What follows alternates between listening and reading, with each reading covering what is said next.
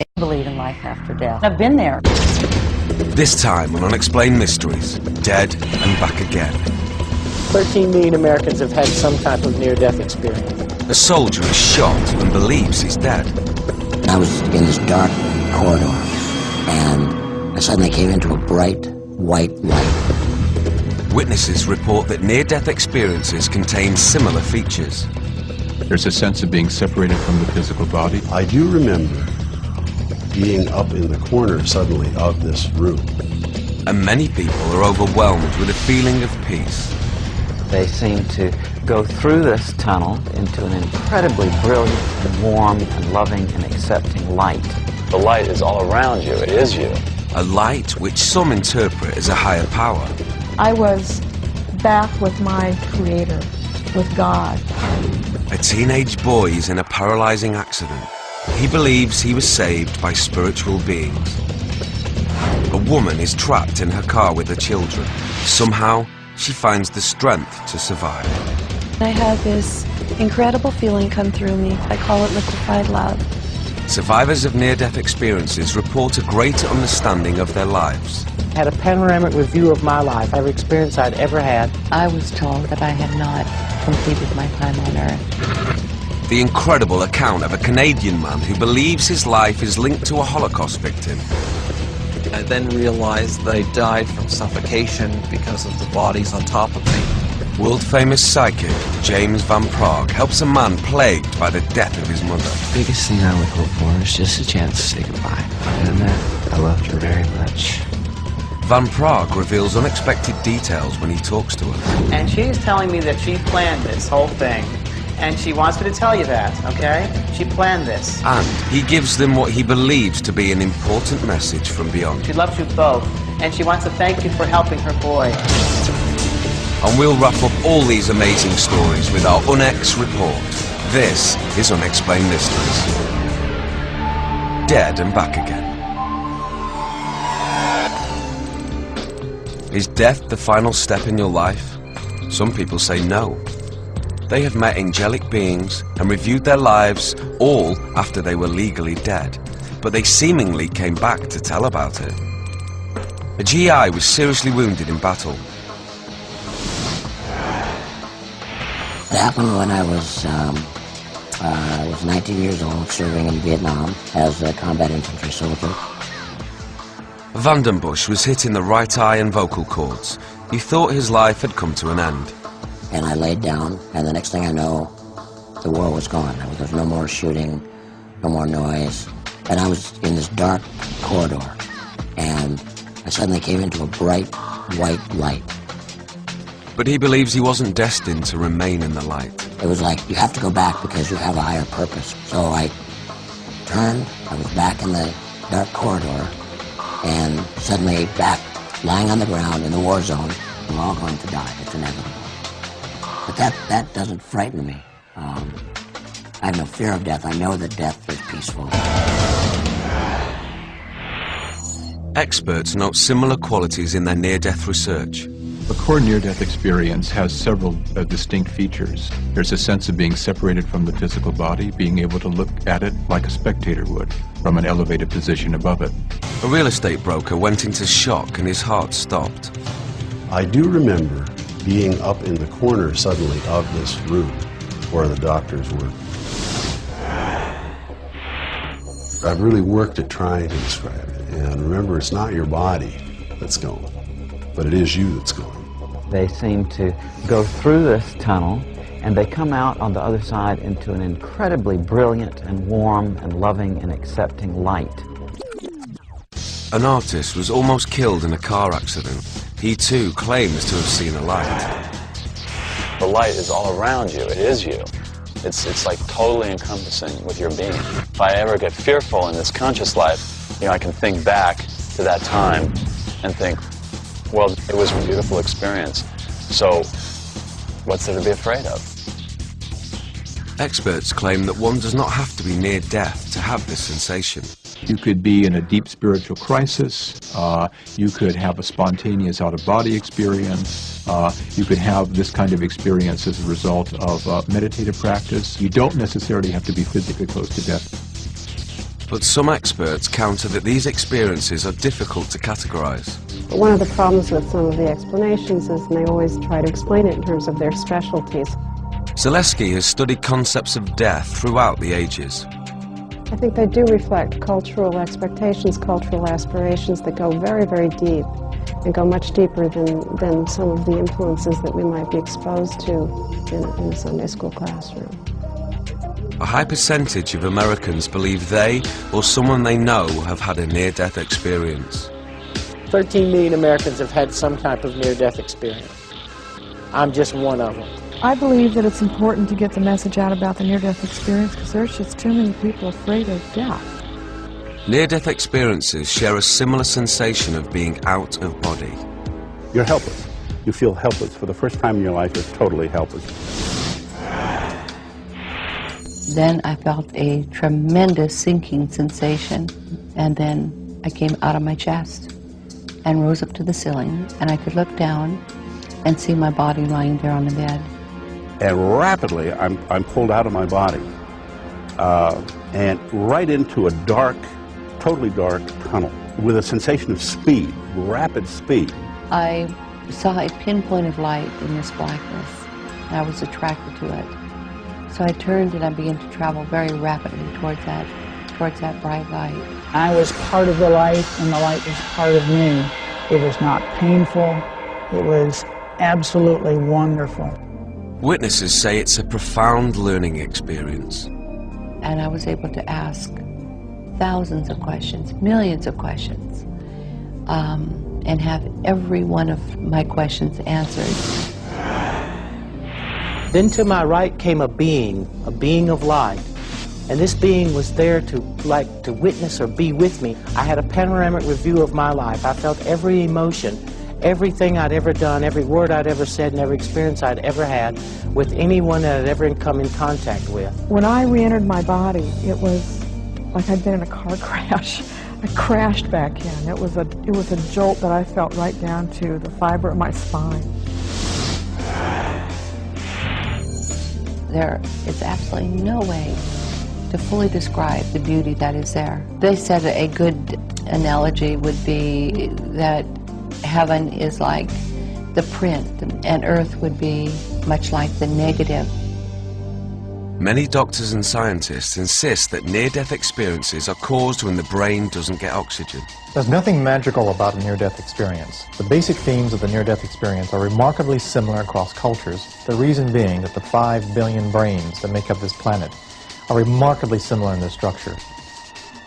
Dr. Persinger feels an NDE could be replicated artificially by subjecting the brain to low-level magnetic fields. If you stimulate the brain with a different kind of pattern, you make the person feel pleasurable, leaving their body. In fact, the most common experiences in the chamber are feeling detached, feeling floating, feeling as if there's a sense of a presence. For those who claim near-death experiences, scientific rationale comes up short. The fact that we now understand the part of the brain that mediates the experience does not demean the experience and does not make it less useful or less important. There are things that happen in a near-death experience that have yet to be explained by the brain. Even though you might get a doctor to explain to me my body, they cannot explain to me my spirit. Later, on Unexplained Mysteries, a paralyzed teen gives up hope, then has an enlightening experience. It was very dark and lonely, and that was just replaced by a brilliant light. A family car tumbles into an icy river. The father dies, but his wife is sure his spirit helped them survive. He knew that the only way that his family was going to make it was if he could be there and help us. A farmer is convinced that a Holocaust victim is reincarnated in his soul. Without a doubt, it was not me. It was another man. And some experts agree with him. We have many stories of people reincarnating from disasters. A well-known psychic helps a troubled young man by appearing to talk to his dead mother. And your mom is here, and she's giving you both a kiss. The emotional reunion brings up difficult memories. And it's like she stands on that road and she looks around, and I don't know what it means. Plus, we'll wrap it all up in the Onyx Report, here on Unexplained Mysteries.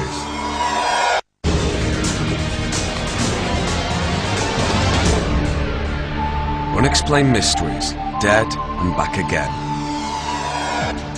A near-death experience often leads to a new appreciation of life.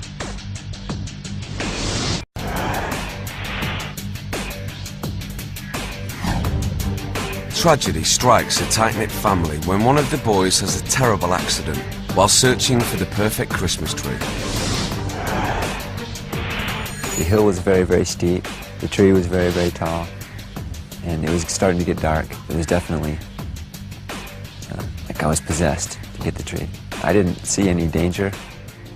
Will climbed the tree to cut off the top, then his life changed forever. I just was enjoying the beauty when I could feel my arms scrambling out, trying to find branches, but I didn't have any control. I remember hitting the ground, but it wasn't very intense, like you might think. It was just like jelly splatting on the floor, and I couldn't feel anything. Will had fallen 50 feet. Doctors were extremely concerned about his condition. When Will arrived in the emergency room, he was totally paralyzed, although he was breathing on his own. The X-ray revealed a fracture dislocation of the cervical vertebrae C4 on C5. I remember the doctor examining me and saying he had a needle or he had something sharp, and he was saying, "Do you feel this? No. Do you feel this? No. Do you feel this? No."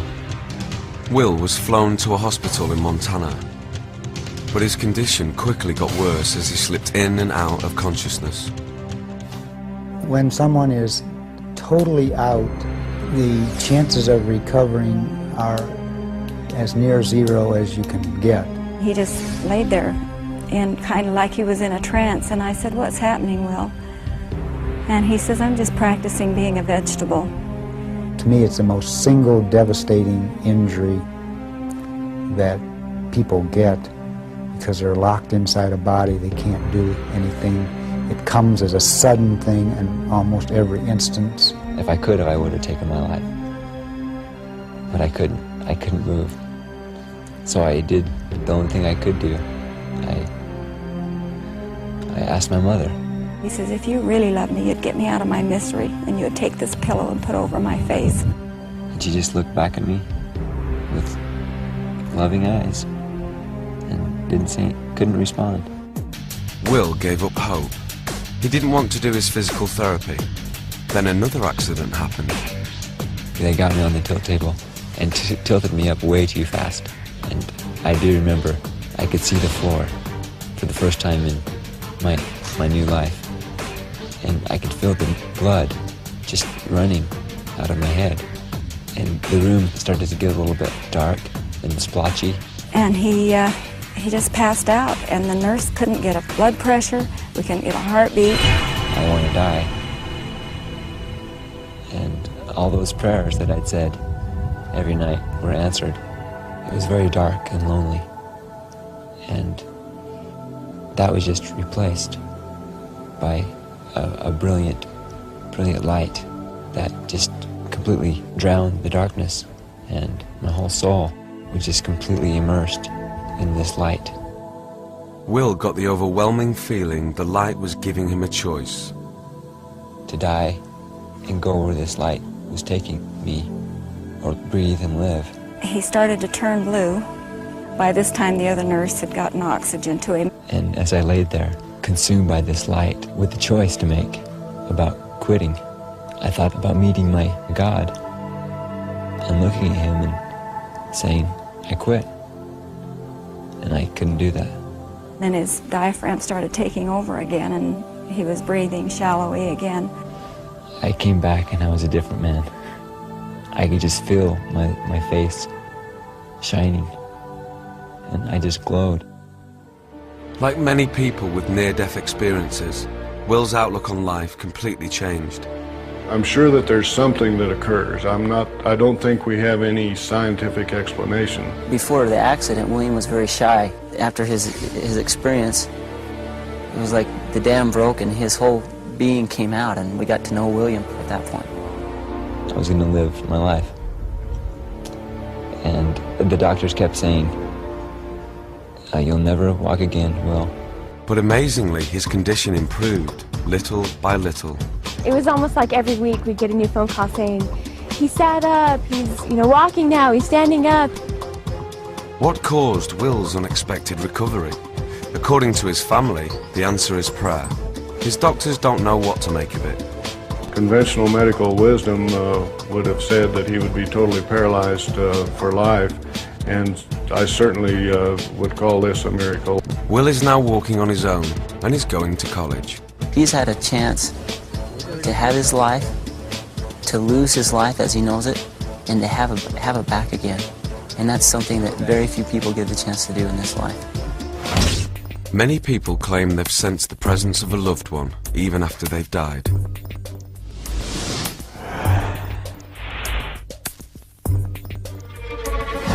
The mountains of eastern Washington state. A family is on its way back from a ski trip. Within 5 minutes of leaving the ski area, we hit some black ice. We hit one railing and then skidded out of the shore, then hit another, and then after a few times we went over the railing. While we were airborne, it seemed like it took forever. I had enough time to be really, really afraid. Their car flew over a guardrail and down 80 feet into the freezing waters of the Skykomish River. I realized that the car was filling up with water very, very fast. She was trapped, her legs and feet jammed into the engine compartment. I finally was able to pull my feet out, and I laid down on the seat, and I put my feet up to the window and kicked. I kicked and kicked and kicked. I don't know how many times, but I know I had to kick a lot. The window wouldn't break due to the immense pressure of the water against it. Patty knew she had one last kick left. As I put my feet to the window, it seemed like I knew what to do, and I had this incredible feeling come through me that the best thing I can describe is, I call it liquefied love. Finally, she broke the window. I swam out of the car and came up gasping for air, holding on to the ski racks, and my 6-year-old son came bobbing to the surface, and I saw him floating down the river. So I grabbed him and somehow got the two of us up onto the roof of the car. Patty was certain that her husband John was by the river, safe but perhaps injured. I had this strong sense of him sitting up there on the rocks, and I knew he was okay, and I knew he was sitting there, and I was mad, thinking, John, why aren't you helping me get your kids out of this car? Patty and her son still needed help. The lights from the car made an eerie glow in the water, and I could see Patty on top of the car. A man appeared out of nowhere and jumped in the water and swam out to the car, and he said, is anybody left in the car? And I was screaming, yes, my baby, because I knew my husband was okay. Johnson dove under and tried to rescue Patty's younger son, Chris. At first, he couldn't find Chris in the icy blackness, but finally he emerged with the boy's lifeless body. He rolled over his head out of the water, and water came out of his mouth. I knew he wasn't breathing at that point for sure. I could see my little 4-year-old was dead. Johnson performed CPR on Chris. Dennis said, he's okay, he's breathing now. He helped Patty and the boys climb up the steep slope. As the shock wore off, Patty started to sense severe pain. She had broken her back in 3 places and both ankles. Then, she became aware that John was not sitting by the river. It turned out that my husband actually was still in the car. And I was so confused later on when I found that out, because I was so sure that he was up on those rocks watching the whole thing. Paramedics got John out of the car and raced to the hospital, but there would be no reviving him. The medical examiner declared the cause of death drowning. The state trooper that investigated this accident said, it is a miracle that the 3 of you are alive. You shouldn't be alive. Months later, Patty saw photos of the crash site.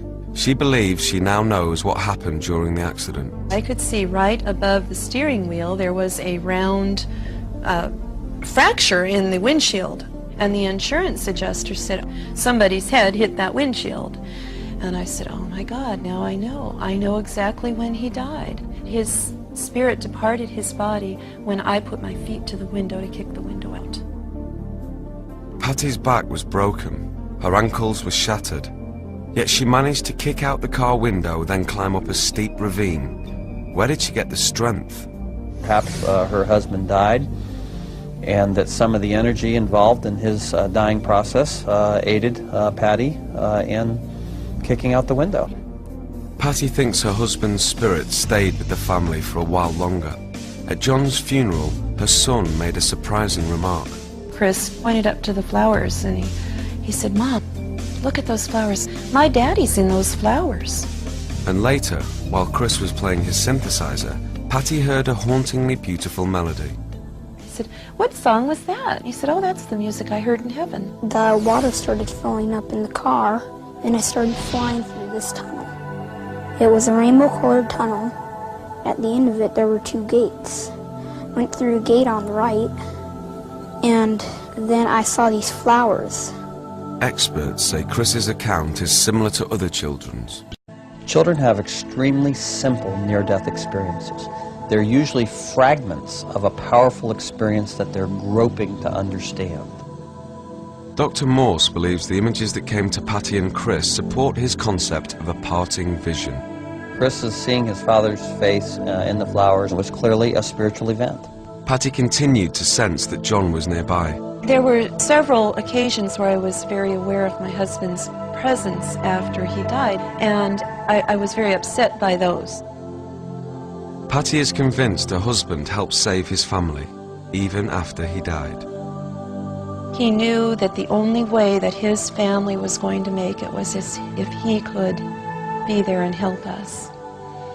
And I was badly injured. I couldn't have gotten those boys out of that car without the final gift. Next on Unexplained Mysteries, a farmer has vivid nightmares about a past life in the Holocaust. I couldn't connect who these people were. It was another man and his wife and 2 children.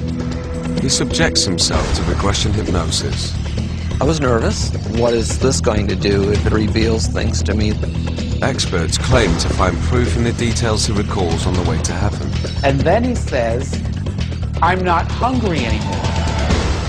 And this, to me, again, is a very authentic detail. A man and his wife are amazed after meeting a famous psychic. He told us stuff that nobody else knew. I believe strongly that I just held a conversation with my mom. And we'll sum it all up for you in the UNX Report. Stay tuned for more Unexplained Mysteries.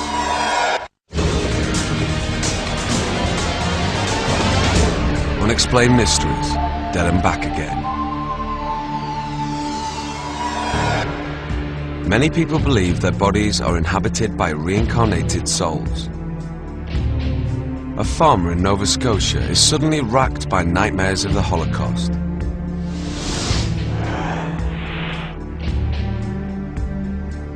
Without a doubt, it was not me.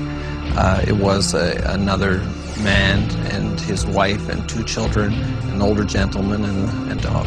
I couldn't connect who these people were. We have many stories of people reincarnating from disasters. Many people are not aware that Hasidic Jews do believe in reincarnation. In his dreams, Whittier saw an old clock that would prove to be significant. It was black, tall, very quiet. No one would find us because it was so quiet. At the last part of the dream, I was told that this clock was now in Canada, and it could be found at a new antique shop that had opened on our Route 1, which is our main road. As he was on the phone telling me about this, I felt shivers go up my spine. Here was a man who had dreamed of a clock from Europe in another life and found that clock in an antique store by following directions in the dream. To find out the identity of the people in his dreams, Whittier sought out a hypnotist who specialized in regression therapy. I speak direct to your subconscious mind, and I'll say, I want you to move back to that event.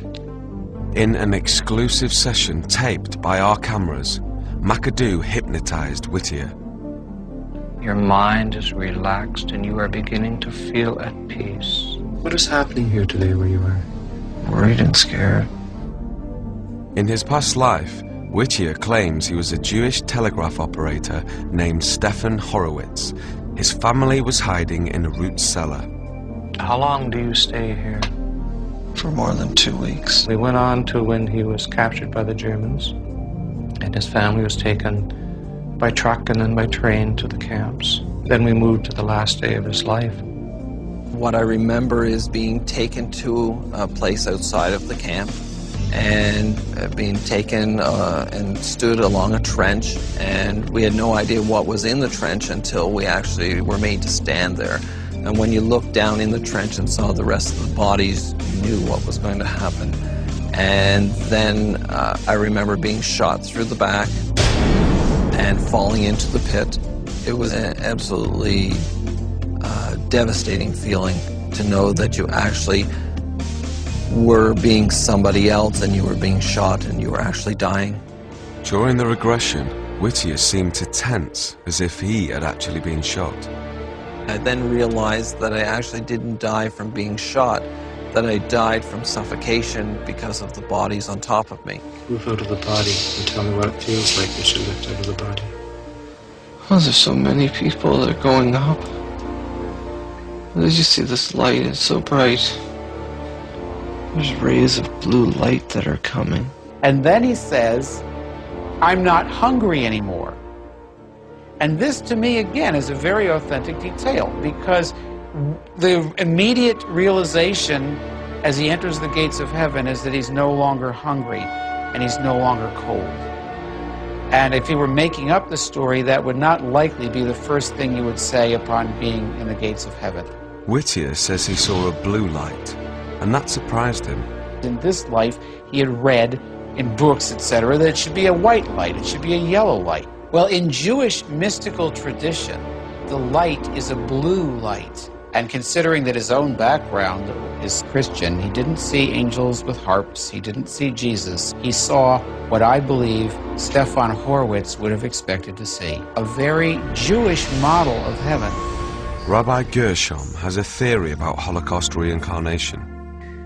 What I believe happened in the Holocaust is that so many Jews were killed at once, and entire family lines were destroyed, that these people could not come back in their own village or their own family line. So they sought out the nearest body they could find.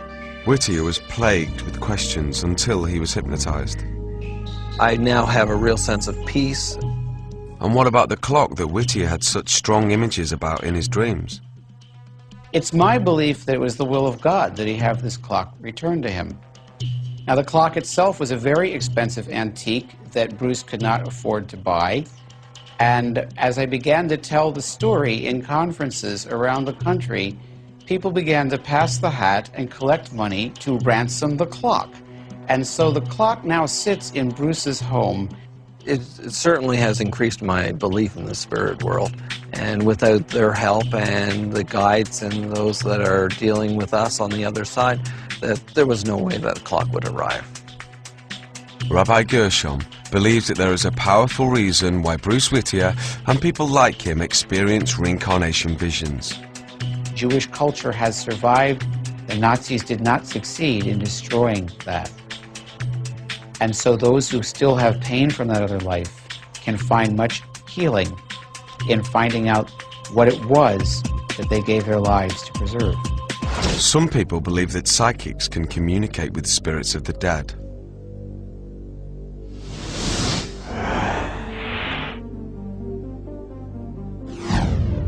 Kevin Boss was riding with his mother on a lonely highway. Suddenly, a plane came out of the sky attempting an emergency landing. His mother was decapitated by its wing. If she wouldn't have pushed me down, the wing would hit me first. She literally saved my life. Since that time, his life has been in turmoil, full of drug and alcohol abuse. I'm running from the pain. Kevin believes that if he could talk to his mother one more time, everything would be all right. So his wife, Dina, contacted James Van Prague, a clairvoyant who's renowned for helping people contact loved ones who've died. I think everybody is born with intuition. Everybody's psychic from one degree or another. Yeah, but there are those people that are born with maybe a little bit more sensitivity than most. And if that can be developed and harnessed, then you have results as far as what I'm able to do. Kevin and Dina have high hopes for the session. The biggest thing I would hope for is just a chance to say goodbye. And that, I loved her very much. I want to be able to start from today on new and have Kevin be whole. The session began. Van Prague believes he has sensed the presence of Kevin's dead mother. First impression I get is a lady standing right next to you, and I do feel it's a mother figure. I do feel this energy. And your mom is here, and she's giving you both a kiss. And she's telling me that she planned this whole thing, and she wants me to tell you that, okay? She planned this. And she's giving love to the babies, and I don't know what she's talking about, but she's talking about the babies. You have babies, yes, right, you have babies. And she's telling me, now you might find this very funny, but she's telling me you're going to have another baby. Has there been talk about you having another child? Yes. And one of the baby's names, is it named after her? Yes. Her middle name, because she said the baby's name is some the name there that she was mentioning, named after, and she wants to thank you for this, all right? And she protects the babies. She protects them. She does protect them. Okay. Yeah, go on. Van Prague surprises the couple by telling them something very personal about their family. Yes, and I'm also picking up, I'm being shown by your mom a necklace. And I don't know if it's a heart on the necklace, but there's something with a necklace. And who has a necklace, please? His cousin does. Your cousin. And Kevin was supposed to get it. And supposed to get the necklace of hers. Thank you. It's your mother's necklace, and she wants you to have it because she wants you to give it to her granddaughter. Granddaughter she's talking about, okay? And go on. She's showing me a field, and I don't know why she's showing me a field. I'm seeing a farm, or I'm seeing a country road, and I'm seeing this, and it's like she stands on that road and she looks around, and I don't know what it means. Do you know what she's talking about? That's where the accident was. That's where the accident was, okay. It looks like it's very rural. Is it rural area? Because it looks very rural to me. Okay. Yes, and it's hard for you to go down that road. You understand? So it's very hard to go down that road. Okay? Then Van Prague gave Kevin the information he needed to hear. And she wants me to tell you that don't you care what others think. Don't you care what the others think. They blame you, you know? They blamed him. They blamed him for her death. They blamed you. And it's not your fault. You understand that? It's not your fault. So please be aware of that. She said that. It's not your fault. I love you both. She loves you both. And she wants to thank you for helping her boy. You've helped him a great deal, Dina. You've helped him in his life. You understand? You've helped him in his life. Van Prague relayed a message, supposedly from Kevin's mother, to help him move on.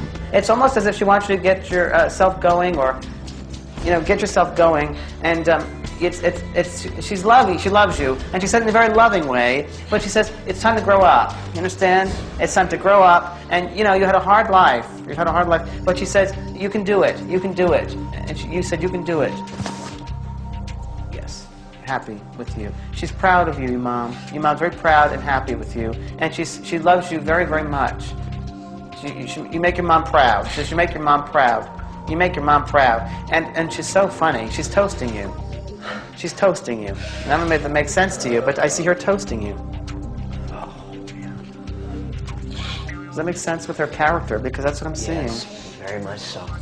Bit of a partier. She is a very honorable person. Oh, she is. Then she wants me to give this to you. Wants me to give you this, that she's around you, and she's trying to make up for not being there for you when she was alive. And she's with you, with the kids. Yes, very much. Any other question you'd like to ask? I'd just like to tell her I love her, and I thank her. You know, I really thank her. Yes. Good, thank you very much. She wants to thank you. I love you. She loves you both. Okay, there you go. Okay? Yeah, I'm great. Okay.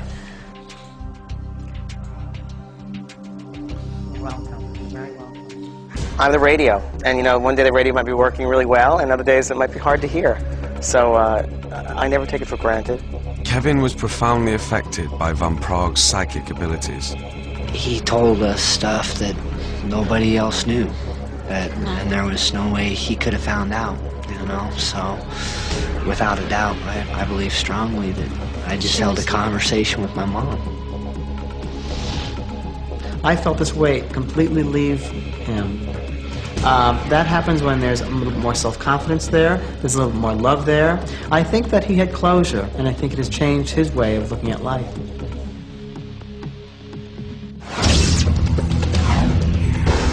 Coming up on Unexplained Mysteries, the UNX report. What happens when the dead come back again? Is there life after death? Can a soul walk the earth after the body is gone?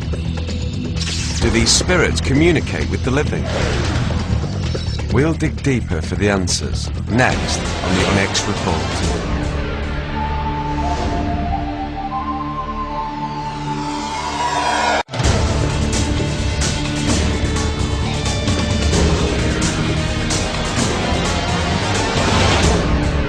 And now, the UNX report. Millions of people claim they have had illuminating near-death experiences. I was part of the light, and the light was part of me. It was absolutely wonderful. I had a panoramic review of my life, everything I'd ever done. And I was able to ask thousands of questions and have every one of my questions answered. A wounded soldier was certain he was going to die on a battlefield in Vietnam.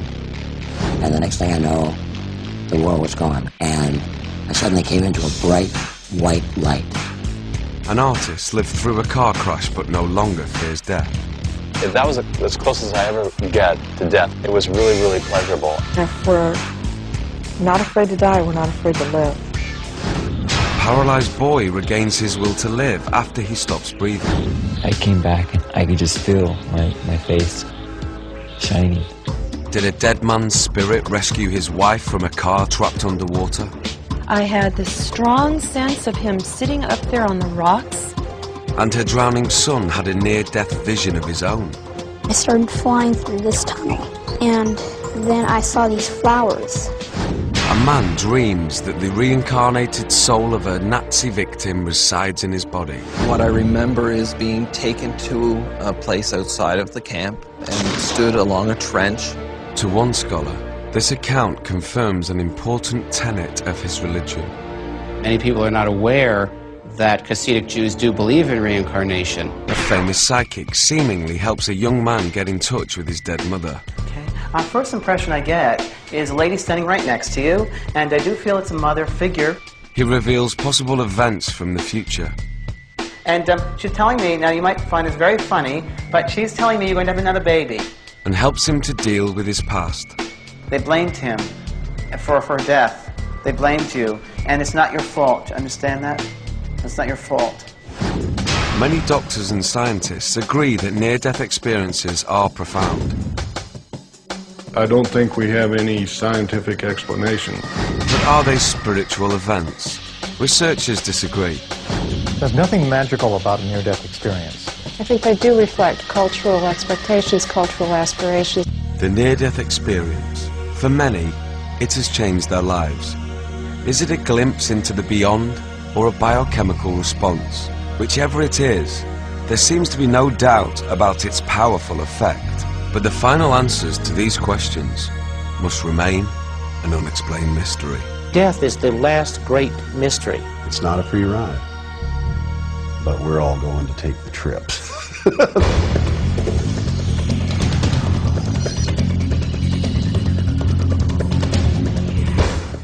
Stay tuned, but don't turn out the light. Evil breeds in the dark. Well, not really. After the break, as if going to prison wasn't bad enough, they've had to make it haunted as well. Alcatraz opens its ghoulish heart to the public in Paranormal America in Unexplained Mysteries next.